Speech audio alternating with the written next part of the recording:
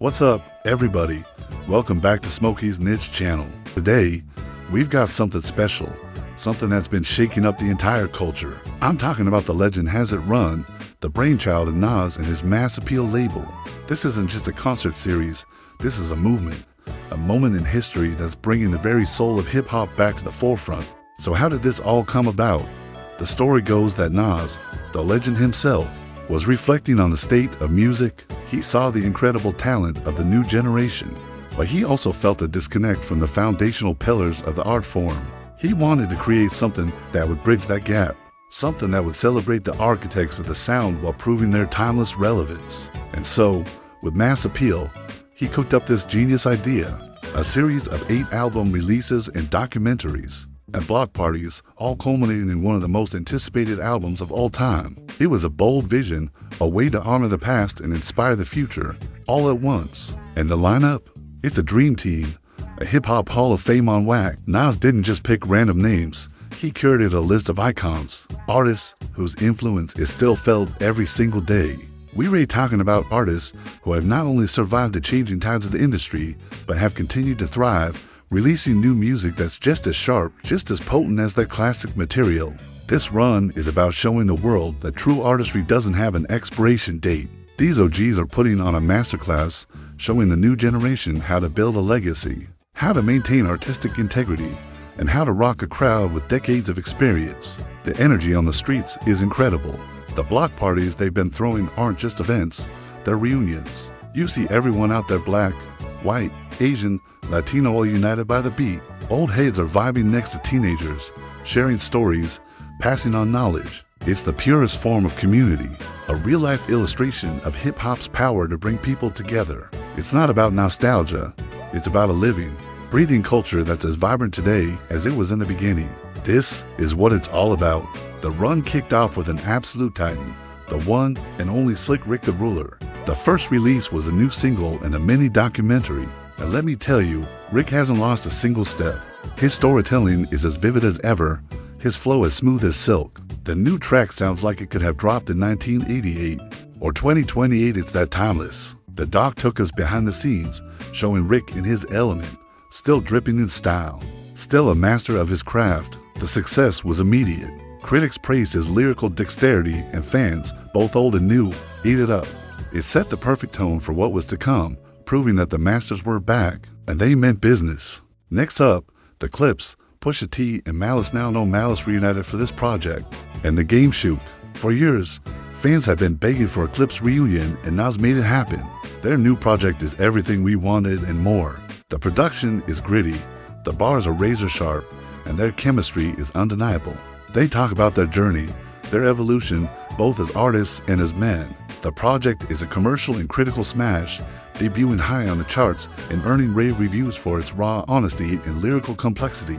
People are calling it a return to form, but honestly, it feels like they never left. Then, the Wu-Tang Assassin stepped up first. Raekwon the Chef dropped a project that was pure cinematic street poetry. It felt like a sequel to his classic solo albums, with beats that were grimy and lush at the same time. Ray's storytelling was on another level, painting pictures so vivid you could smell the block. The reviews were stellar, with many calling it his best working years. It was a powerful reminder that the chef's kitchen is always open, and he's still serving 5-star lyrical dishes. Following him was his partner in rhyme, Ghostface Killah. Tony Starks came through with an album that was pure, unfiltered ghost. The emotional range was incredible. One track he's dropping abstract, high-energy bars, and the next he's telling a heart-wrenching story that'll bring a tear to your eye. The album's success was a testament to his unique genius and his ability to connect with listeners. On a deeply personal level, he continues to be one of the most consistent and creative voices in the history of the genre. The run also paid tribute to a fallen soldier, the infamous Mobb Deep.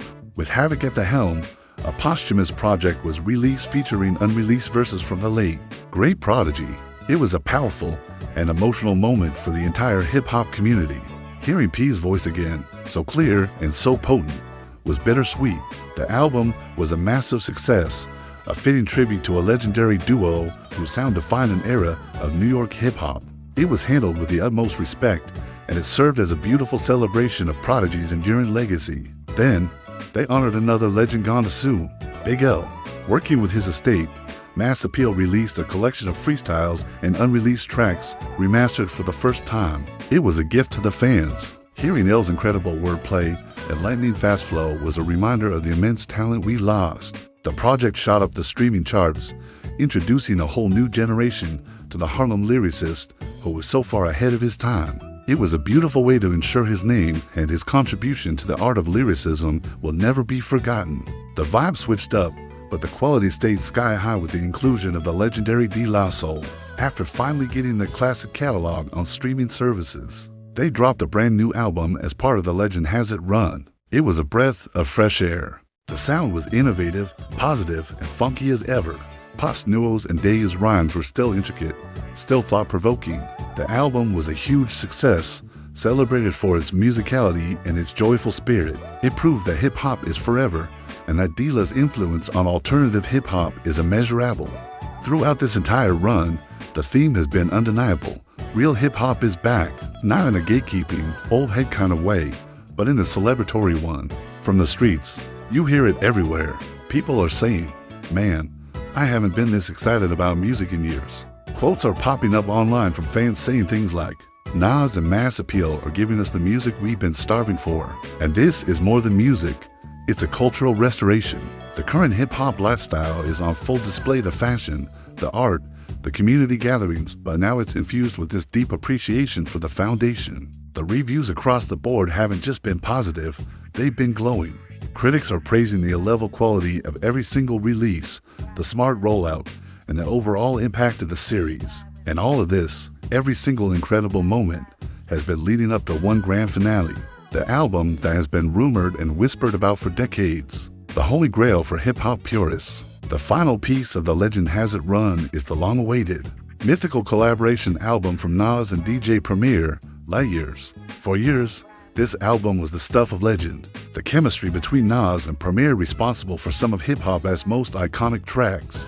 New York State of Mind and This Is Like, along with other joints they made. New York State of Mind, Nas Is Like, and Represent. The thought of a full-length project from them has been a fan's dream, and now it's a reality. The anticipation is at an all-time high. The early reviews are more positive than negative, calling it a masterpiece, while there's a few critics with their opinions. Critics are saying Premier's production is his most soulful and hard-hitting in years, while a few skirmers are saying different, and that Nas is rhyming with the hunger of his nomadic days. But with the wisdom of a seasoned king, Light Years is not just an album, it's the culmination of this entire movement. It represents the reunion of two of the genre's most important figures, delivering a project that lives up to decades of hype. It's the perfect end to a perfect run, solidifying the message that legends never die. Their influence is light years ahead of the rest. This entire series has been a triumph. It celebrated our icons, it united the community, and it produced a collection of timeless music. It's proof that when you honor the roots, the whole tree grows stronger. Thanks for tuning into Smokey's channel. Let me know in the comments what your favorite moment from the Legend Has It run was. Don't forget to like, subscribe, and hit that notification bell so you don't miss our next video. Peace.